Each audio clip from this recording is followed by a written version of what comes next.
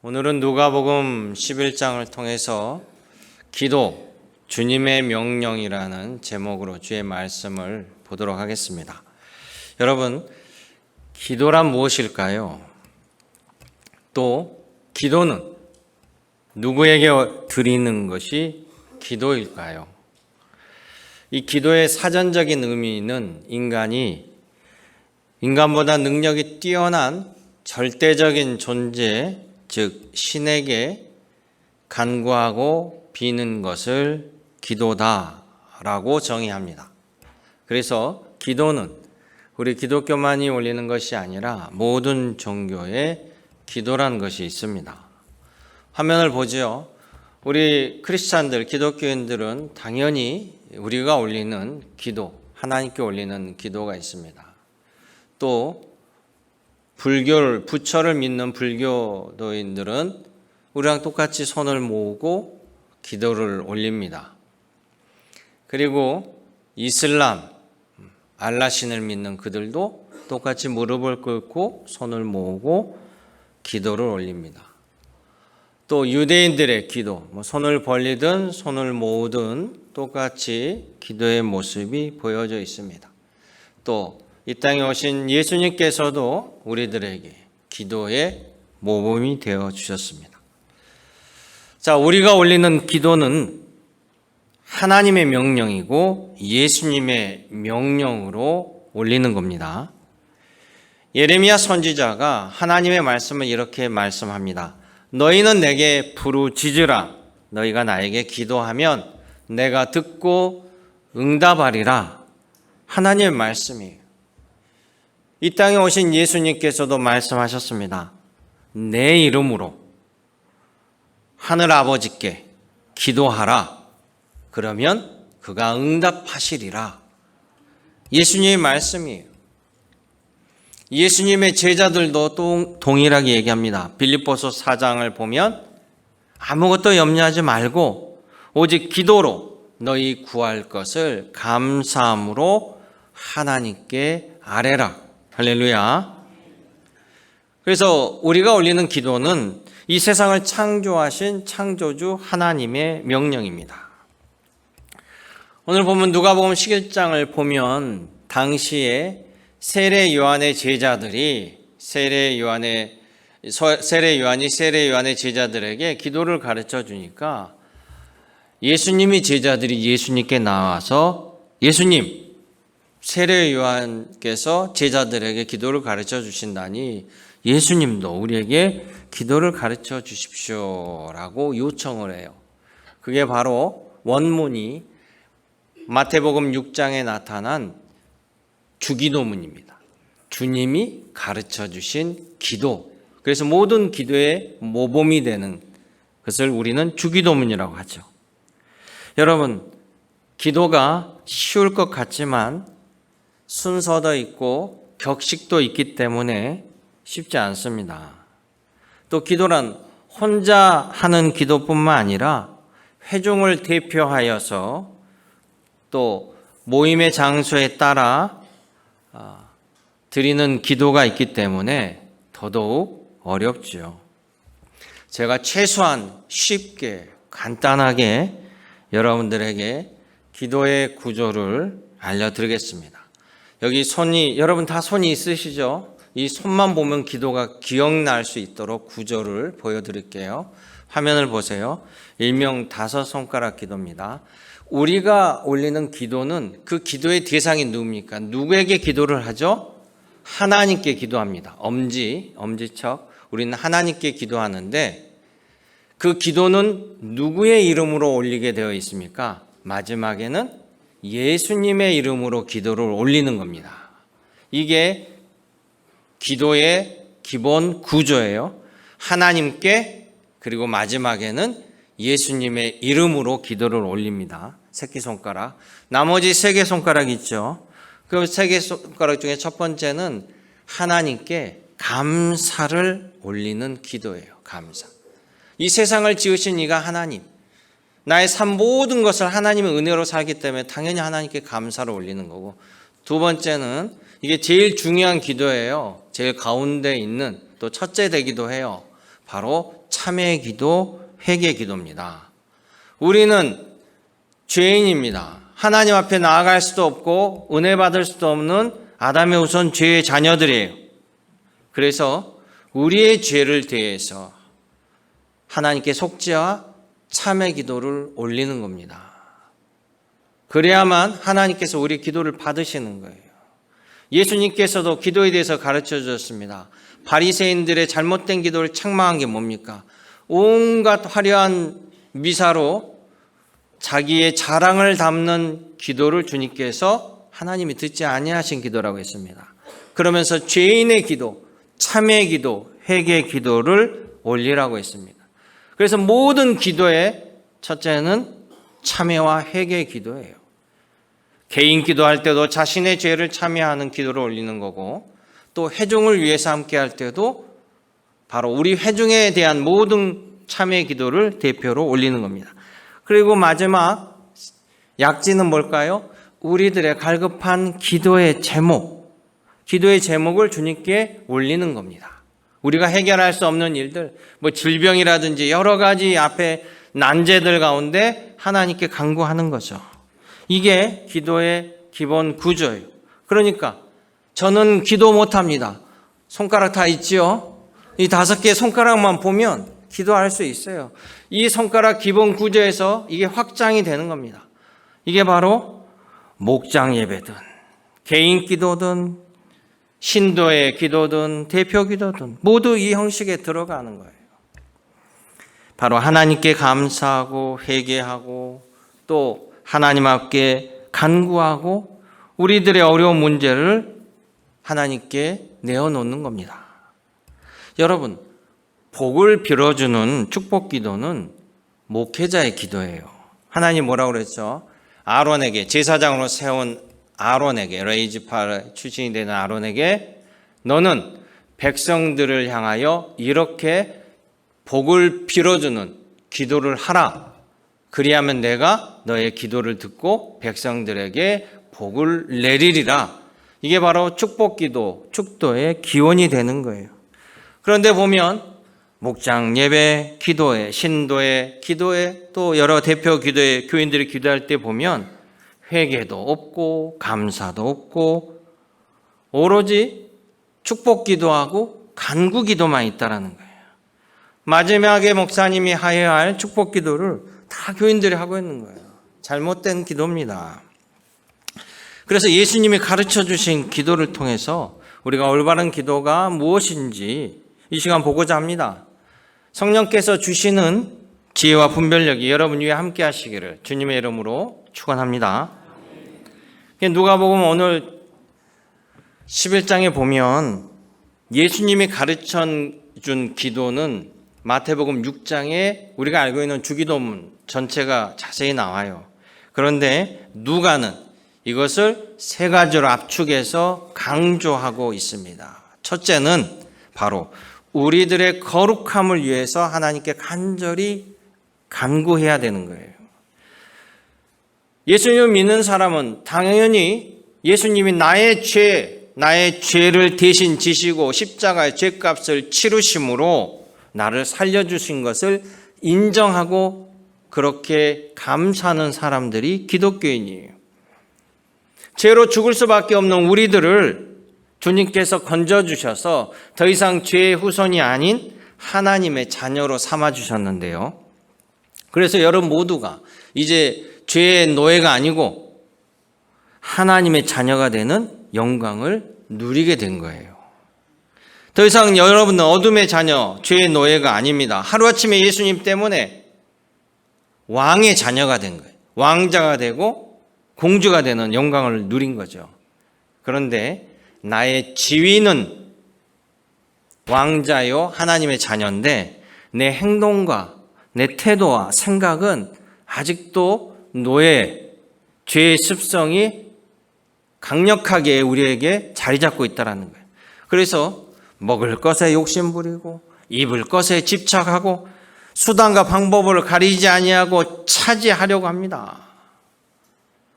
여러분들은 하나님의 자녀가 됐어요. 하나님의 자녀로서 이제 바뀌어야 돼요. 여러분의 지위가 바뀐 것처럼 여러분의 생각도 바뀌고 삶의 태도도 바라보는 눈도 바뀌어야 된다는 거예요. 여러분, 거지가요, 갑자기 융성한 대접을 받으면요, 음식을 입으로 먹지 아니하고 옷으로 먹습니다. 자꾸 훔쳐서 옷 속에다가 집어넣어요. 왜? 이런 기회가 언제 오겠어? 나중에 먹어야지. 그래가지고 그냥 오로지 옷에다 착복하느라고 정신이 없는 거예요. 여러분, 우리도 주님의 자녀로서 바뀌고자 회개하고 참회하고, 이게 하루아침에 안 되거든요.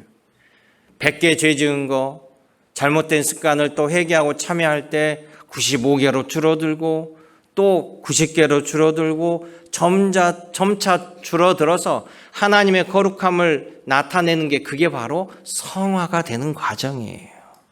그러니까 죄의 습관이 너무나 크단 말이죠, 우리에게. 그 습관을 하루아침에 바꾸기 어려워요. 여러분, 밥이 너무나 맛있는 사람한테 밥을 먹지 말고 다이어트 하는 만큼 고역이 어디 있습니까? 못 끊어요. 여러분, 우리가 할 수 없으니 예수님을 의지하는 거예요. 예수님의 능력을 의지하여 나를 바꿀 수 있도록 나의 부족함을 주님 앞에 낱낱이 내어놓고, 오늘도 내가 부족했습니다, 나를 도와주십시오, 이게 참여와 회개예요. 예수님에게 다시는 죄의 유혹에 빠지지 않고 옛날의 길로 돌아가지 않도록 간구하는 길이 바로 참회의 길이고, 그게 바로 하나님의 거룩함을 향해 나아가는 거예요. 여러분, 하나님의 선택받은 자녀가 하나님처럼 거룩해져야 하나님이 우리를 통해서 거룩함을 받게 되는 거예요. 하나님이 거룩히 여김을 받으시옵시며 내가 거룩하게 하나님이 바뀌어야죠. 하나님 아버지는, 내 아버지는 정말 인품이나 모든 것들이 세상 사람의 존경받는데 나의 삶은 개판이야. 그러면 나의 부모가 칭찬을 받을까요? 욕을 먹을까요? 답은 여러분들이 잘 알고 계실 줄 믿습니다. 저 집은 아버지는 훌륭한데 어쩌면 아들이 저렇게 형편없는지. 그렇게 나오죠. 이게 하나님 영광을 가리우는 일이에요. 여러분, 우리가 예수님을 믿는다고 하루아침에 단박에 변하는 거, 거룩하게 되는 거 아닙니다. 부단히 자기 몸을 쳐서 말씀에 복종하도록 훈련해야 돼요. 여러분, 예수님의 12제자는요, 저자 직강이잖아요. 예수님 이렇게 다이렉트로 따라다니면서 3년간 배운 거 아닙니까? 그 중에 가룟 유다, 예수님의 가르침을 직접 듣고 눈으로 보고 기적도 보고 예수님이 매일 드리는 산기도 밤기도 겟세마네 기도를 보면서 거룩함을 위해서, 하나님의 뜻을 따르기 위해서 기도가 얼마나 소중한 것을 잘 알고 있습니다. 그런데 가룟 유다는 잘못된 길로 간 거예요. 기도하라고 그랬더니 졸고 있고 믿음이 없어 엉뚱한 짓을 하게 되고, 거룩함을 위해 바뀌기보다는 자기 의를 위해서 예수님을 팔아버리고 자기 돈 벌고자 스승을 마귀의 계략에 동참하게 됩니다. 동참했다는 것은 마귀의 마음과 똑같다라는 거예요. 그래서 예수님 뭐랄까, 시험에 빠지지 않도록 간구하라, 유혹에 넘어가지 않도록 간구하라. 예수님이 그렇게 강조하고 가르쳤음에도 불구하고 그 제자가 시험에 빠져서 예수님에게 악행을 저지르고 자기의 영혼도 파멸로 끝나버린 거예요. 그러기에 여러분, 예수님의 말씀을 가벼이 들으면 안 됩니다. 변해야 사는 거예요. 아브라함이요, 우상을 섬기는 동네에 살았어요. 그 아버지가 우상의 제작자였습니다. 그런 아브라함을 하나님이 그 우상의 도시에서, 인도에서 밖으로 끌어낸 거예요. 그 우상의 자리에서 그를 끌어내서 축복의 자리로 옮겨놓은 게 하나님이에요. 그러면서 아브라함에게 내가 너의 하나님이 되니 너는 나의 백성이 되라. 그리하면 내가 너를 축복의 통로로 삼겠다. 할렐루야. 그 말씀대로 순종하고 그 말씀대로 따라서 그가 복의 통로가 된 거예요. 사랑하는 성도 여러분, 오늘도 여러분들은 기도가 거룩함을 위한 여러분의 간구가 되기를 원합니다. 여러분 삶 속에 수많은 죄의 유혹이 여러분들을 엄습할 거예요. 그런 악한 생각을 따르지 아니하고 오만의 자리에 앉지 아니하고 파멸의 길인지 아닌지 분별을 하여서 예수 그리스도를 의지하며 주님의 기쁨의 자녀로 살아가시기를 주님의 이름으로 간구드립니다. 두 번째, 예수님은요, 너희가 하나님께서 주신 은혜를 인정하고 감사를 드려라, 감사의 기도를 드리라고 우리에게 명령합니다. 우리가 교동문이라고 하는 것은 시편이잖아요. 거의 시편인데요. 이 구약의 시편을 보면 딱 두 가지로 분류합니다. 하나님께 감사하라, 하나님을 찬양하라. 이 두 가지의 핵심이에요. 시편 136편은 이럽니다. 모든 육체에게 먹을 것을 주시는 이에게 감사하라. 그 인자하심이 영원함이로다. 할렐루야. 모든 육체에게 먹을 것을 주신다라는 거예요. 하나님이 주시지 아니하면 어떠한 것도 생존할 수 없다란 말입니다. 심지어 하나님은요, 얼마나 인자하고 자비로우신지 내 편만 주는 것이 아니에요. 하나님의 해는 선이나 악이나 동일하게 내려주셔요. 하나님의 비도 선이나 악이나게 동일하게 내려주시는 거예요. 기회를 주시는 거죠. 아는 자가 하나님께 감사할 때 더 큰 은혜를 받는 것이죠. 또 시편 135편은 그럽니다. 시편 135편 보면 재밌는 글이 있는데요. 거기 뭐라고 되어 있냐면 우상은 귀도 있고 입도 있으나 듣지도 못한 귀고 말하지도 못하니 그 우상을 만드는 사람과 일반이라 똑같다라는 거예요. 그런데 그걸 만들어 놓고 거기다 빌고 기도하니 얼마나 어리석은 일이에요. 그런데 하나님은 살아계셔 우리를 도우시니 하나님께 감사하라고 외치고 있습니다. 시편은 한마디로 우리들의 존재, 우리들의 생존, 우리들의 미래, 하나님의 은혜 때문에 사는 것이니 우리가 하나님께 감사해야 한다는 거예요. 신약 성경에 데살로니가전서 5장 18절에 얘기합니다. 범사에 감사하라. 이것이 그리스도 예수 안에 있는 너희를 향하신 하나님의 뜻이니라. 할렐루야. 이렇게 확실하게 하나님의 말씀을 알려주신다는 거예요. 하나님 뜻이라는 거예요. 그래서요, 하나님을 믿는다라면, 정말로 예수님을 믿는다라면 하나님께 감사하는 것은 당연한 거예요. 그 감사가 의무와 같아요. 하나님을 믿지 아니하고 예수님을 믿지 아니하면 하나님께 감사함을 모르기 때문에 감사 안 해도 상관없어요. 모르잖아요. 그런데 하나님을 믿는다고 하면 감사는 당연한 거죠. 자, 유대인들은요, 하나님의 명령으로 이스라엘 백성들은 자기네가 열심히 일해서 농사를 짓든 가축을 짓든 뭐든 열심히 해서 얻은 소출의 10분의 1을 11조로 하나님의 성전에 바쳤습니다. 제사장도 예외 없이 10분의 1을 바쳤습니다. 이게 뭐냐면 하나님 명령이에요. 11조는 하나님이 세상의 주인 되심으로 우리들의 먹고 사는 모든 것을 하나님이 주셨다라는 것을 인정하는 사람은 10분의 1을 바치라. 하나님 명령이에요. 인정 못하면 못해요. 그러니까 11조가 뭡니까? 기본적으로 감사의 예물에 속하는 거죠. 하나님이 베풀어 주신 것에 대해서. 내가 열심히 하고 내가 뼈 빠지게 한 줄 알았더니 하나님이 기회를 주시지 아니하면, 하나님이 바람으로 불지 아니하면 이것이 유지될 수 없고 하나님 주셨다는 거예요. 또한 예수님 당시에도 존재했던 성전세가 있었어요. 성전세.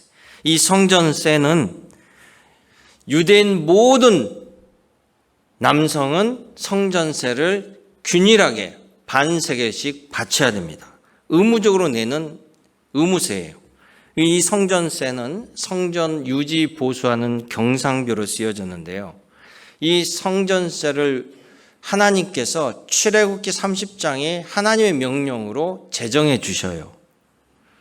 자, 출애굽기 30장 15절 16절에 뭐라고 얘기하냐면 이 성전세에 대해서 너희의 생명을 대속하기 위하여 여호와께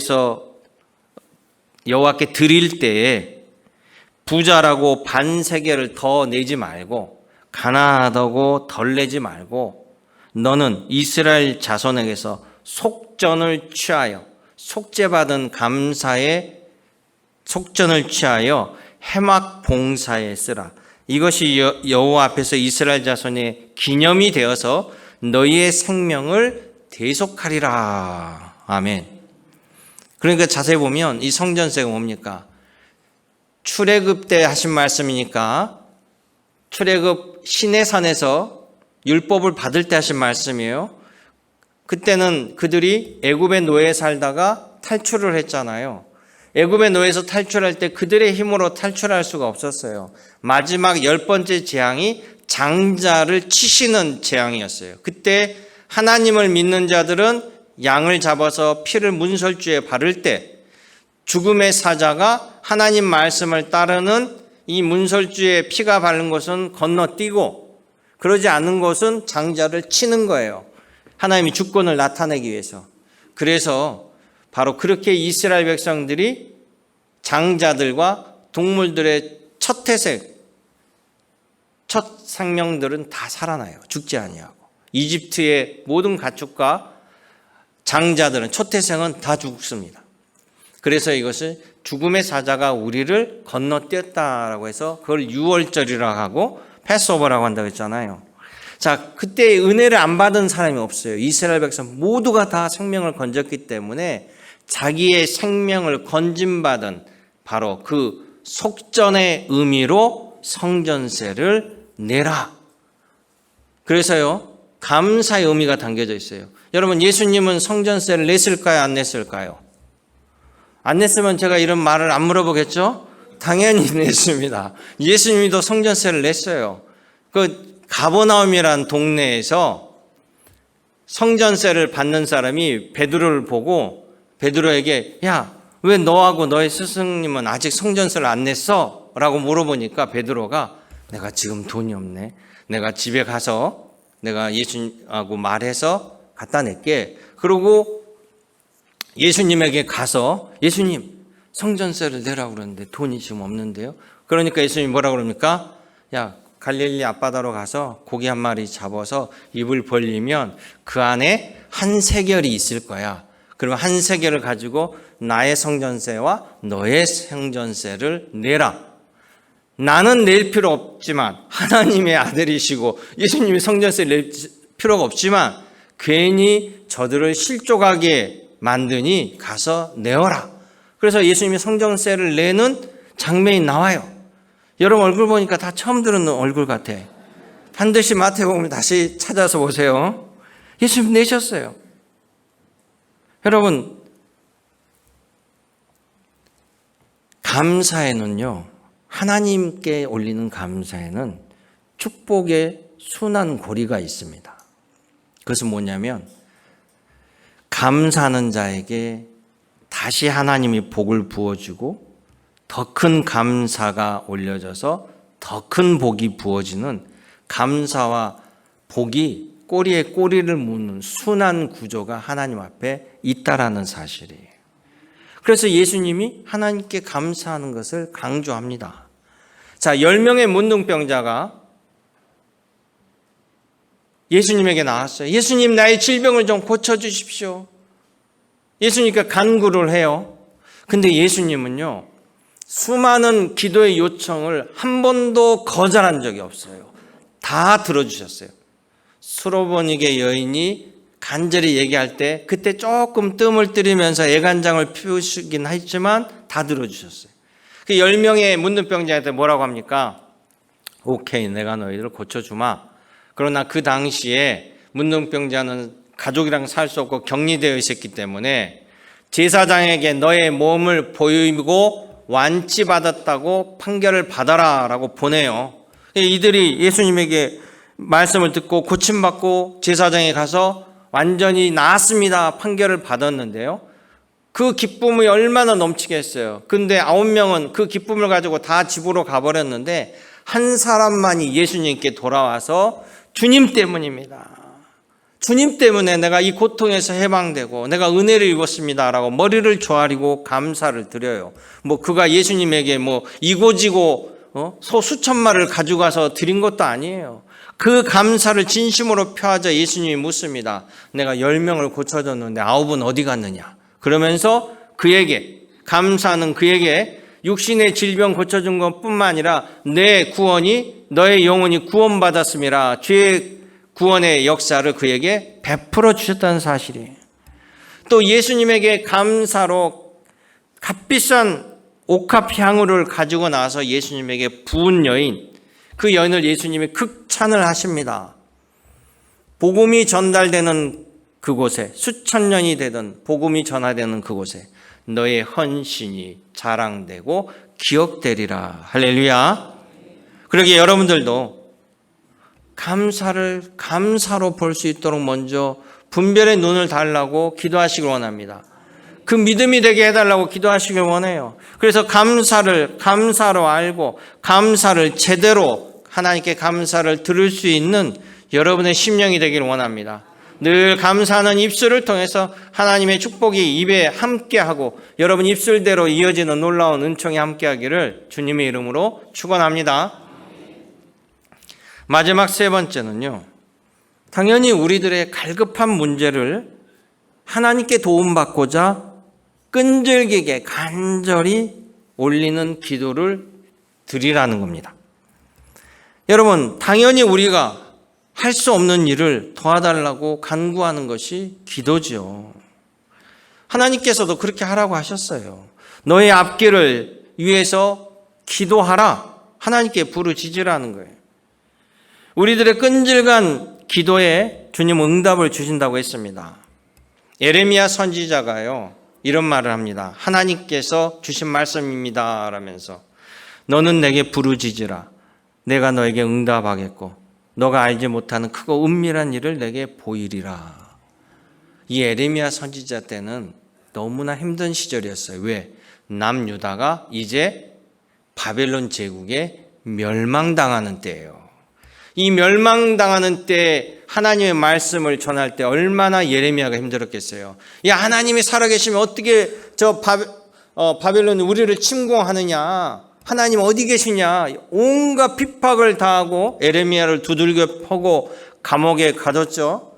그럴 때 예레미야가 뭐라고 선포했습니까? 하나님께 회개해라. 우리의 잘못으로 하나님이 진노의 때가 왔으니 그러나 너희들이 회개하고 하나님께 간구하면 하나님께서 새 길을 내시리라 선포했어요. 아무로도 안 들었습니다. 그런데 예레미야는 끝까지 끈질기게 망해가는 그 나라를 보며 눈물로 기도했습니다. 그런 예레미야에게 하나님이 응답을 주시죠. 70년 후에 너희 남유다가 멸망하겠지만 70년 후에 내가 다시 너희를 돌아오게 하리라. 할렐루야. 예수님도 야고보서에도 얘기합니다. 믿음의 기도는 병든 자를 구원하리니 주께서 그를 일으키시리로다. 아멘. 예수님께서도 요한복음 14장 14절에 얘기합니다. 내 이름으로 무엇이든지 내게 구하면 내가 행하리라. 사람들은 인내하지 못합니다. 뭔가 빨리 결론을 보길 바랍니다. 무작정 기다리는 것을 힘들어합니다. 그러다 보니까 쉽게 포기합니다. 그런데 주님은 끈질기게 참고 인내하며 하나님의 때를 바라보라고 합니다. 구약에서요, 아합과 이세벨 악한 왕이 있을 때 하나님 비를 주지 않아요. 가뭄이 극심하게 이스라엘에 내립니다. 엘리야 선지자가 하나님께 간구하는데 1년, 2년, 3년 비가 오지 않습니다. 그런데 엘리야 선지자는 포기하지 않아요. 비를 달라고 포기하지 않아요. 끈질기게 기도합니다. 어느 날 한참을 기도하는데 그냥 하늘이 구름 한 점 없이 맑은 날이에요. 그런데 엘리야가 열심히 기도하자 저 하늘 끝에서 손바닥만한 조그만 하얀 구름이 생깁니다. 그러자 엘리야는 하나님의 응답으로 비를 주시는구나 알아차린 거예요. 그리고 비 올 준비를 합니다.